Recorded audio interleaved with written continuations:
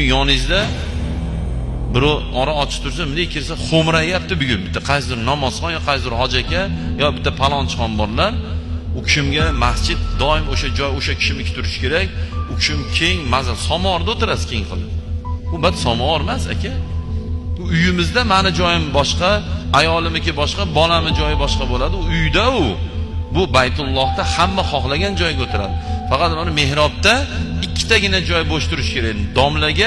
Domla mehrobda o'lib qolsa yo burni qonab ketsa, unimni chekkaga surib turib namozni davom etishga yaraydigan zam imom bo'ladi. Noibi imom deydi buni. Shu ikkita odamga masjid bo'sh turishi kerak xolos.